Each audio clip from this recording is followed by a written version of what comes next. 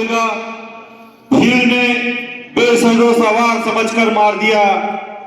तू देवबंदी था, बरेलवी था, सुन्नी था, शिया था कभी, वो तो कातिल ने तुझे मुसलमान समझ के मार दिया।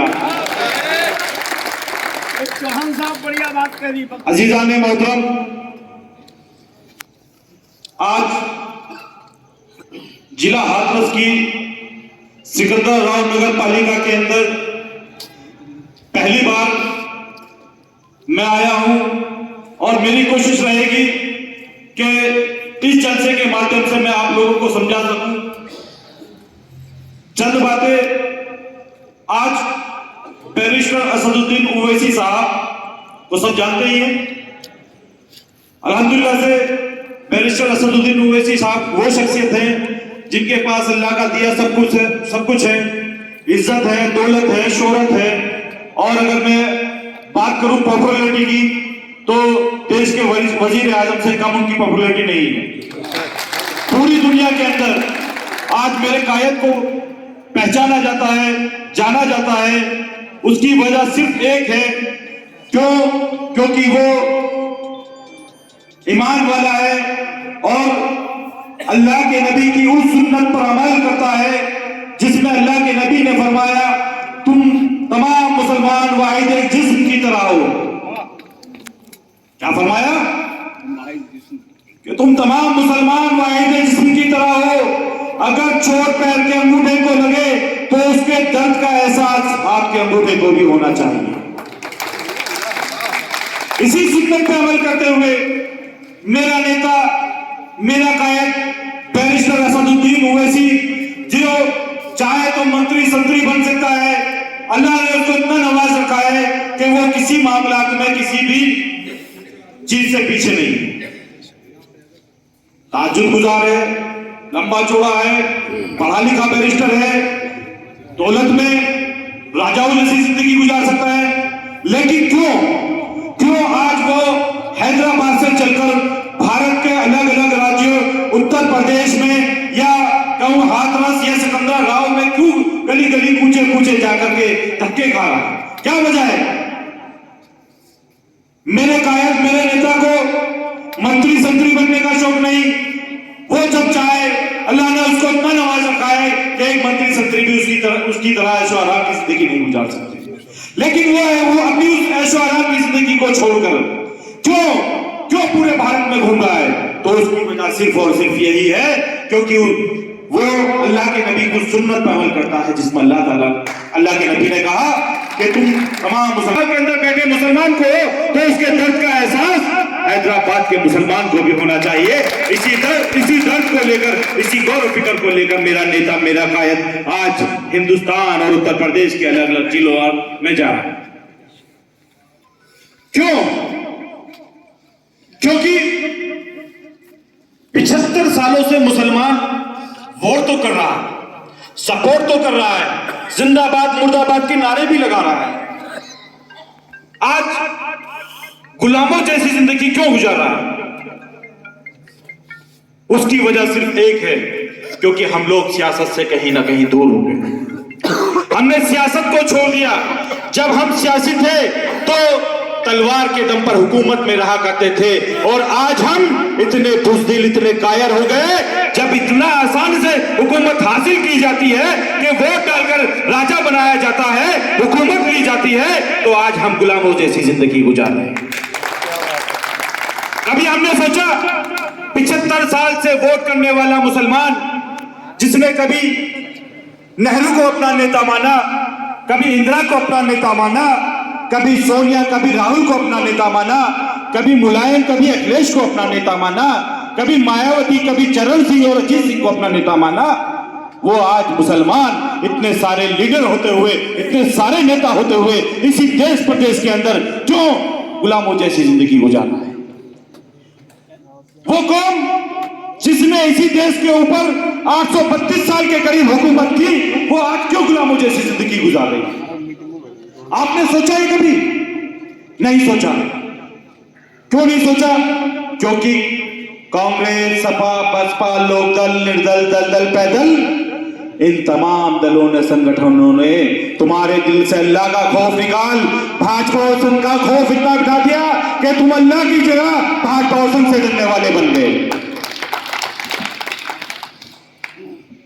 आपसे आपका वोट जो लोकतंत्र का सबसे बड़ा हथियार है उसको ऐसे छीन लेते हैं जैसे बच्चे के हाथ से खिलौना छीन लिया जाता है। इस तरह से वो लोकतंत्र के सबसे बड़े हथियार को आपको छीन लेते हैं। एक छोटा सा फार्मूला वो आप लोगों के एक प्रोपेगेंडा अपनाते हैं जिसमें वो आपको संघ और भाजपा का डर दिखाते हैं और लोकतंत्र के सबसे बड़े हथियार वोट को आपसे छीन लेते हैं। 75 साल जिस कौम ने 832 साल हुकूमत की वो 75 सालों से गुलामों की जिंदगी गुजार रही है। तो उसकी वजह यही है कि आपने कभी वोट तो किया लेकिन कभी अपने लिए कुछ नहीं मांगा। उस वोट के बदले में अपनी नस्लों के मुस्तकबिल के बारे में मुस्तकबिल के लिए नहीं मांगा, अपनी बस्तियों के लिए कुछ नहीं मांगा, कभी स्कूल नहीं मांगे, कभी अस्पताल नहीं मांगे, कभी अपनी बहन बेटियों की हिफाजत की नहीं मांगी। आपने वोट किया कांग्रेस पार्टी को।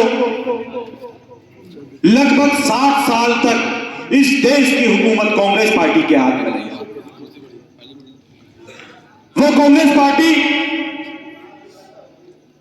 जो आजादी के वक्त मौलाना अब्दुल कलाम आजाद साहब ने कहा था कि मुसलमान, जब इस देश के अंदर 2 पार्टियां हुआ करती थी, एक मुस्लिम लीग और एक कांग्रेस पार्टी, तो मौलाना अब्दुल कलाम आजाद ने कहा था कि मुस्लिम लीग फिरका परस्त ताकत है, मुस्लिम लीग हमारी पार्टी नहीं हो सकती, कांग्रेस हमारी पार्टी है क्योंकि वो सेक्युलर पार्टी है, उसमें तमाम समाज तमाम धर्म के लोग हैं।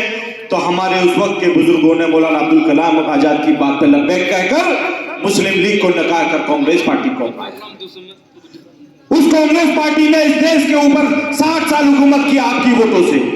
लेकिन आपको क्या दिया?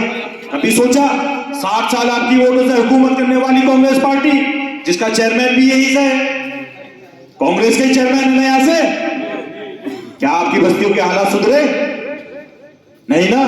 उसी तरह से जिस तरह से आज आपकी इस नगर पालिका के हालात नहीं सुधर पाए, आपकी बस्तियों के हालात नहीं सुधर पाए, उसी तरह से 60 सालों में ये कांग्रेस पार्टी जो आपका वोट लेकर के सत्ता में आती है उसने कभी आपके बारे में नहीं सोचा, आपके हालात सुधारने के बारे में नहीं सोचा, क्योंकि उसका एक प्रोपेगेंडा था कि मुसलमान को गुलाम बनाकर रखो, इसे कभी उभरने मत दो, तभी तुम सत्ता में रह सकते हो। और वो उसमें कामयाब रहे। एक बार नहीं, 2 बार नहीं, लगातार 60 साल तक आपकी वोट से हुकूमत की उन लोगों ने। उस 60 साल की हुकूमत ने आपको क्या दिया मैं आपको बताता हूं। आपको आतंकवादी कहा गया, आपके मदारिसों को आतंकवाद का अड्डा कहा गया, आपकी बाबरी मस्जिद शहीद की गई, मदारिसों से लाउड स्पीकर उतारे, मसाजिदों से लाउड स्पीकर उतारे गए, मॉब लिंचिंग हुई हमारे साथ में। और तो और कांग्रेस सरकार के दौरान, जब 60 साल में जब तक कांग्रेस का राज रहा, इस देश के अंदर लगभग 30,000 के करीब हिंदू मुस्लिम राइट्स हुए। उन हिंदू मुस्लिम राइट्स में सबसे ज्यादा जानी माली नुकसान अगर किसी का हुआ तो मजहब इस्लाम के मानने वाले का हुआ, उस मुसलमान का हुआ जिसने मुस्लिम लीग को नकार कर कांग्रेस को अपनी पार्टी माना। उसके बाद इसी प्रदेश के अंदर एक आवाज उठती है जिसे मुलायम सिंह यादव जी के नाम से जाना जाता था। और मुलायम सिंह यादव बोले कि मुसलमानों, तुम्हें घबराने और डरने की जरूरत नहीं, जब तक मुसलमान मुलायम सिंह यादव है तब तक मुसलमान चैन और सुकून से जी सकता है, मुसलमान को डरने और घबराने की जरूरत नहीं। हमारे उस वक्त के बुजुर्गों ने मुलायम सिंह यादव की इस बात पे लब्बैक कहा, और लब्बैक इतना कहा कि मुलायम सिंह यादव से मुल्ला मुलायम सिंह यादव बना दिया। और इसी प्रदेश की सत्ता की चाबी 1 बार 2 बार नहीं बल्कि 4-4 बार मुलायम सिंह यादव और उनके बेटे के हाथ में दी। 7% यादव समाज, कभी सोचा कि यादव समाज का बेटा भी मुख्यमंत्री बन सकता है? नहीं सोचा, लेकिन उन्होंने एक इरादा कर लिया था। मुलायम सिंह यादव आए, पूरे मजबूत इरादे के साथ आए, क्योंकि वो समझ सकते थे कि ये 22% मुसलमान कहीं जाने वाला नहीं है। ये अपना नेता नहीं बना सकता, ये अपना अमीर अपने में से नहीं चुन सकता, इसलिए उन्होंने बेवकूफ बनाया और 4-4 बार आपकी वोटों से इसी प्रदेश के ऊपर हुकूमत की। क्या दिया आपको मुलायम सिंह यादव या उनके बेटे अखिलेश यादव जी ने?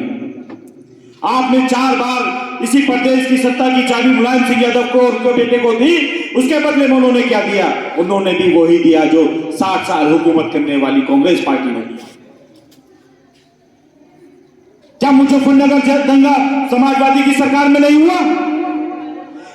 क्या उस मुजफ्फरनगर दंगे के अंदर सबसे ज्यादा जानी माली नुकसान मुसलमान का नहीं हुआ? क्या उस मुजफ्फरनगर दंगे में सबसे ज्यादा जेलों में अगर कोई गया तो बेगुनाह मुसलमान नहीं गया?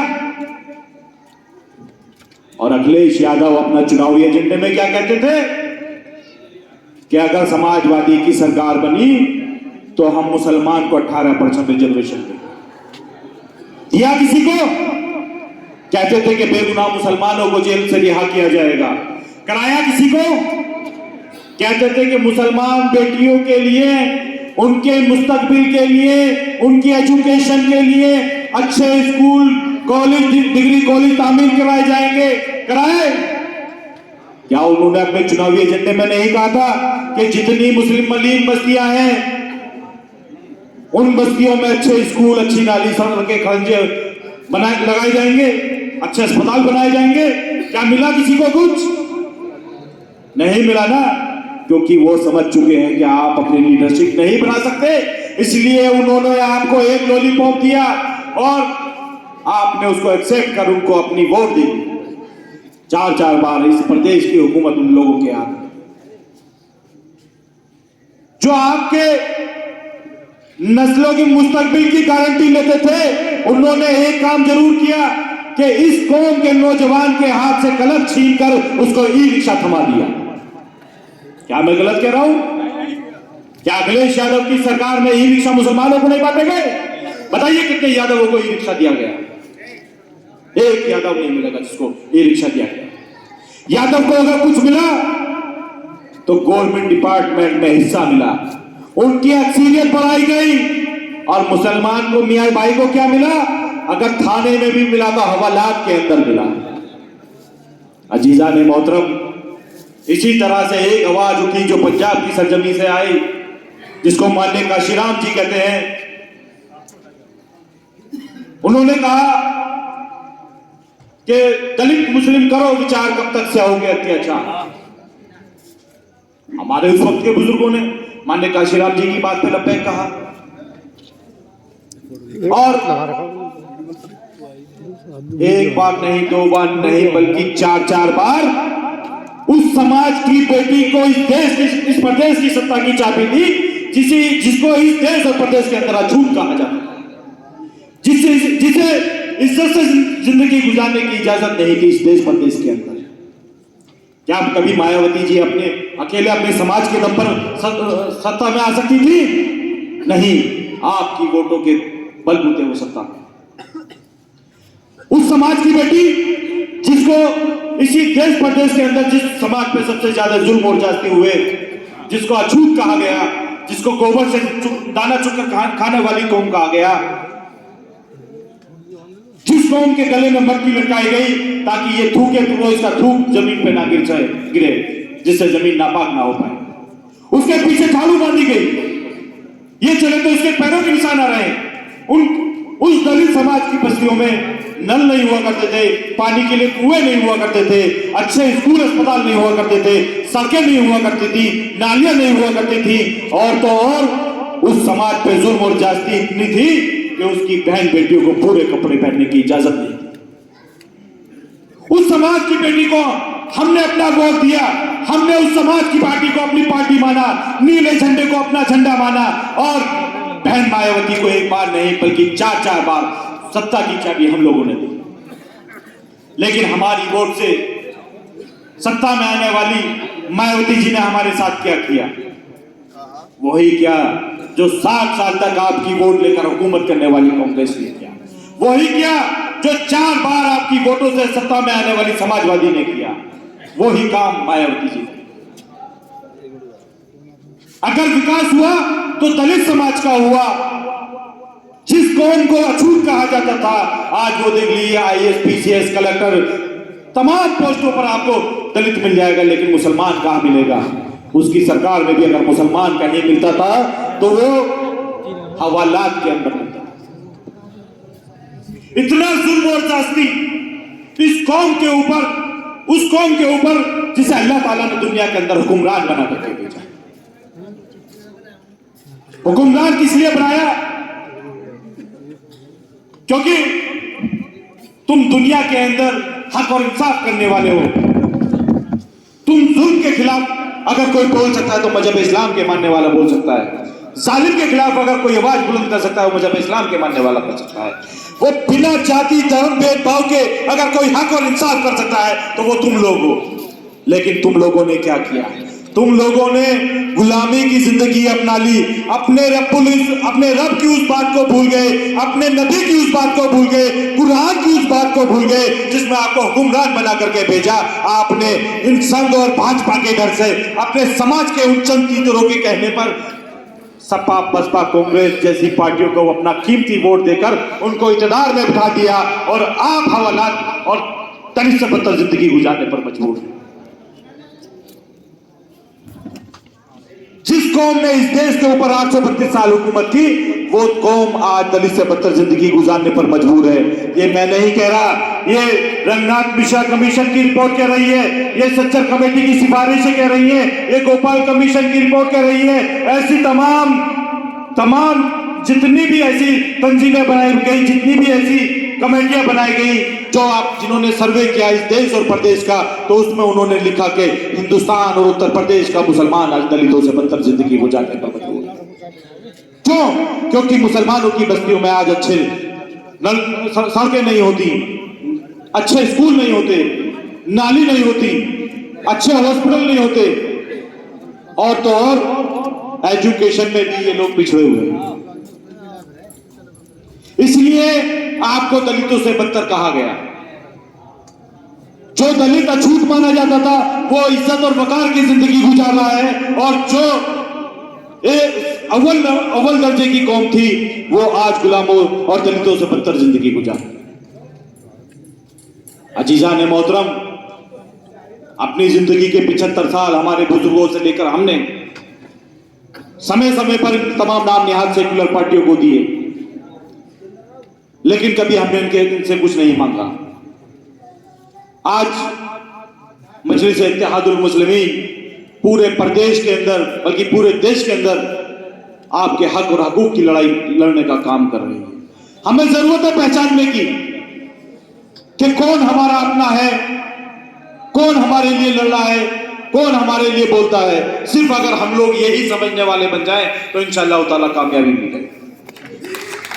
मैं आप लोगों से पूछना चाहता हूं, सड़क से लेकर सांसद तक आपकी लड़ाई कौन लड़ता है? बताइए जरा, कौन लोग बोलता है? अखिलेश यादव बोलते क्या? राहुल गांधी बोलते क्या? बहन जी बोलती क्या? कौन बोलता?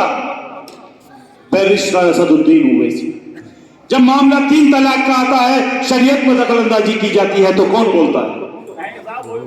बोलिए, कौन बोलता है? ओवैसी साहब। जब मामला बाबरी मस्जिद का आता है तो कौन बोलता है? जब मामला NRC CA का आता है तो कौन बोलता है? जब मामला ज्ञानोपी मस्जिद का आता है तो कौन बोलता है? जब मामला मॉब लिंचिंग का आता है तो कौन बोलता है? जब मामला मदारिसों की जांचों का आता है तो कौन बोलता है? जब मामला उलेमाए किराम पे हो रही जांच का आता है तो कौन बोलता है? जब मामला मसाजिदों से लाउड स्पीकर पे उतारे जाने का आता है तो कौन बोलता है? जब मामला बहन बेटियों के हिस्सा हिजाब उतारने का आता है तो कौन बोलता है? इन तमाम मामलों पर आपकी आवाज अगर कोई सड़क से लेकर सांसद तक बुलंद करता है तो उसका नाम बैरिस्टर असदुद्दीन ओवैसी। आपने कभी किसी मसले पर अखिलेश यादव, मायावती या राहुल गांधी को बोलते नहीं देखा होगा। क्यों? क्योंकि आप पे हो रहे जुल्म का दर्द का एहसास ओवैसी साहब को हो सकता है, अखिलेश यादव को। अखिलेश यादव को अगर किसी का एहसास हो सकता है तो अपने यादव समाज के दर्द का एहसास हो सकता है। मायावती जी को अगर किसी का एहसास हो सकता है तो अपने समाज के जाटो समाज का हो सकता है।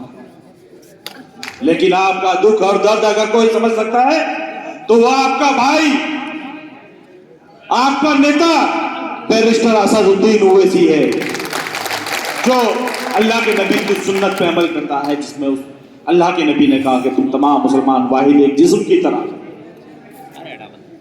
फैसला अब आपके हाथ में है। ऐसे लोगों के लिए अच्छा, मैं एक चीज और बता दूं आपको। अभी जब चुनाव चल रहे थे 2022 का विधानसभा का चुनाव चल रहा था, तो एक एंकर ने भैया जी से पूछ लिया था, भैया जी समझ रहे ना, अखिलेश यादव जी, क्योंकि हमारा नौजवान भैया जी पे जवानी कुर्बान कर रहा था ना। भैया जी से पूछ लिया कि हिजाब पर कुछ बोलेंगे, तो भैया जी कहते हैं आवाज नहीं आ रही है। फिर पूछा कि हिजाब पर कुछ बोलेंगे क्या, बोले मैं समझ नहीं पा रहा हूं। उस नमरूद की अल्लाह ने कान और अकल दोनों ही खराब कर दी थी उस वक्त जब आपका मसला आ रहा था। और हमेशा यही रहा है, चाहे वो 3 तलाक का मसला हो, चाहे बाबरी मस्जिद का मसला हो, चाहे क्या नवाबी का मसला हो, चाहे आपके साथ मॉब लिंचिंग का मसला हो, चाहे आपको आतंकवादी कहा जा रहा हो, चाहे आपके मदारिसों को आतंकवाद का अड्डा कहा जा रहा हो, चाहे आपके मसाजिदों से लाउड स्पीकर उतारे जा रहे हो, चाहे आपकी बहन बेटियों की इज्जत आबरू का मसला हो, तमाम इन लोगों के अल्लाह ताला अकल और कान खराब कर देता है। उस वक्त ये फिरौन और नमरूद की औलाद शांत बैठ जाते हैं और आपके साथ जुल्म और अत्याचार को इस तरह देखते हैं जैसे हम लोग तमाशा देखते हैं।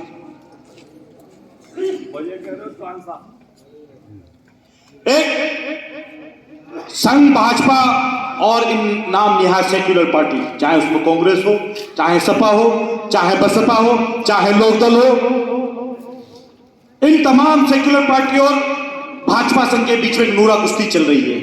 एक पार्टी हिंदू भाइयों को मुसलमानों का डर दिखा करके वोट लेती है और ये तमाम नाम निहाय सेक्युलर पार्टियां मुसलमानों को भाजपा और संघ का डर दिखा करके वोट लेती है। क्या नहीं है ऐसा? ये एक नूरा कुश्ती इन दोनों पार्टियों के बीच में चल रही है।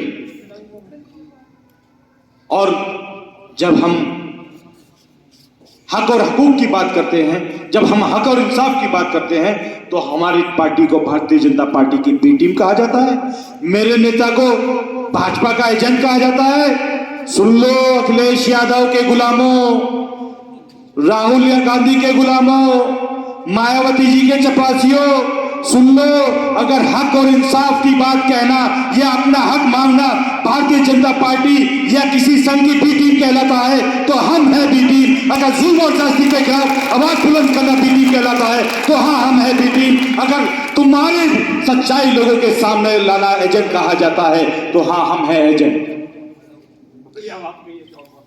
हमें तुम जैसे लीडरों की जरूरत नहीं।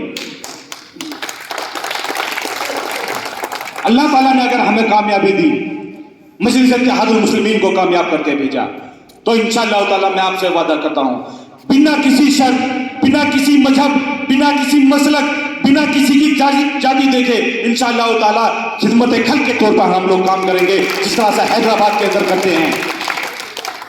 जानते हैं आप हैदराबाद का जो एजुकेशन परसेंटेज है वो कितनी है? 82%। वहां का जो नौजवान बहन बेटी है या भाई है, हमारा नौजवान साथी है, वो 82% पढ़ा लिखा मिलेगा। और उत्तर प्रदेश के जानते हो कितना है? मैं मुसलमानों की बात कर रहा हूं, मात्र 22%। 60% कम है आप लोग, जबकि यहां आपकी सत्ता आती है। क्योंकि मुलायम सिंह यादव को मुल्ला जी का लक़ब किसने दिया? हमने दिया ना। रमजान में डाली टोपी और गमछा ऐसा डाल के लाते जैसा कि हज से आ रहे हो, तो सरकार हमारी हुई ना। हमारी सरकार वो नाम निहाद मुल्ला की सरकार, जहां हमारा एजुकेशन के मामले में हम इतने पिछड़े हुए हैं, इतने पिछड़े हुए हैं कि एक छोटे से स्टेट से हम लोग 60% नीचे। आज हैदराबाद के अंदर, तेलंगाना के अंदर मस्जिद के इमाम के लिए चंदा मांगने की जरूरत नहीं पड़ती। क्यों? क्योंकि वहां भाईजान है ना, भाईजान समझ रहे ना, वहां भाईजान है और उनके साथ साथ नुमाइंदे विधानसभा से लेकर पार्लियामेंट तक तेलंगाना के मुसलमानों के लिए, और वहां उनके मुस्तकबिल के उनके नस्लों के मुस्तकबिल के लिए हर काम कर रहे हैं, इसी तरह से मस्जिद के इमाम की तनख्वाह गवर्नमेंट से दिलाते हैं। और यहाँ क्या होता है, इमाम साहब की तनख्वाह 5,000, 7,000, 10,000, उसके लिए भी चंदा, और फिर उसके बाद मुतवल्ली पे भी आरोप, समझे, यहाँ मुतवल्ली पे भी आरोप, और वहां अल्हम्दुलिल्लाह से 25,000 रुपए तनख्वाह मिलती है, और वो भी गवर्नमेंट देती है। यह है मजलिस इत्तेहादुल मुस्लिमीन का काम। अजीजान मोहतरम, चुनाव नजदीक है, तमाम पार्टियां आप लोगों के बीच में आएंगी, बहुत लंबे लंबे भाषण देंगे, बहुत लंबी लंबी तकरीर करेंगे, हमारे जैसे भाई भी आएंगे, बहुत सारे ऐसे लोग होंगे जिनके नाम हमारे जैसे होंगे, जिनके दाढ़ी भी होगी, टोपी भी लगाते होंगे, कुर्ता पैजामा भी पहनते होंगे, जिनके नाम क्या आगे मोहम्मद अहमद खान अली, तमाम चीजें लगी हुई होंगी, लेकिन वो होंगे तो आप जैसे ही, लेकिन वो दूसरे के तीतर होंगे। वो तीतर से एक वाक्य याद आ गया, मैं आपको बता देता हूं, क्योंकि समय भी कम है, लेकिन बताना जरूरी है। महमूद गजनवी का नाम सुना है? साहब सुना। एक तीतर बेचने वाला महमूद गजनवी के पास एक तीतर लेकर के आया। तीतर बेच रहा था, महमूद गजनवी ने पूछा कि तीतर कितने का है? बताया साहब इतने का है। बोले बड़ा महंगा तीतर है? बोले साहब इस तीतर की एक खासियत है। महमूद गजनवी बोले क्या खासियत है भाई बताओ? बोले जब मैं शिकार पे जाता हूं, इसको लेके जाता हूं, और ये अपनी आवाज में अपने बिरादराने भाई, अपने समाज के लोगों को, अपने समाज के तीतरों को बुलाता है, और जब वो आते हैं तो मैं जाल डालकर को पकड़ लेता हूं और लाकर मार्केट में बेचकर अपना रोजगार चलाता हूं, अपने बच्चों का पेट भरता हूं। महमूद गजनवी ने उनसे उस तीतर बेचने वाले से वो तीतर खरीदा,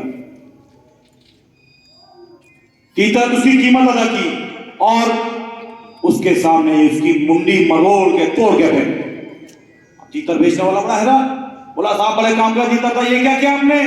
तो महमूद गजनवी ने वहां एक लाइन कही थी, वो सबको सुनने की जरूरत है, उस पर अमल करने की जरूरत है। महमूद गजनवी ने क्या कहा था? महमूद गजनवी ने कहा था जो दूसरे की दलाली के लिए अपनी कौम के साथ गद्दारी करते, उसका हश्र यही होना चाहिए।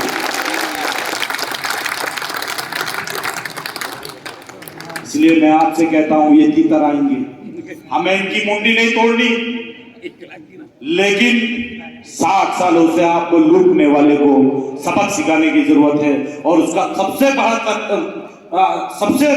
बढ़िया तरीका यह है कि आप उसका बाइकाट करें। एक काम जरूर करना, जब ये आए ना, चाहे कोई हाजी जी आए, मुल्ला जी आए, पाजी आए, नमाजी आए, कोई भी आए, कोई भी अहमद अख्तर अली कोई भी आए, सबकी सुनना।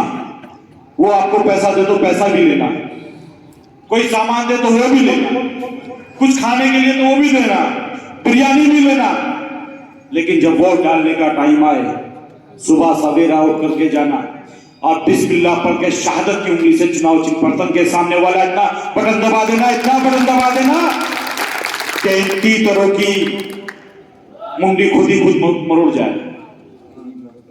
करेंगे इंशाअल्लाह ताला।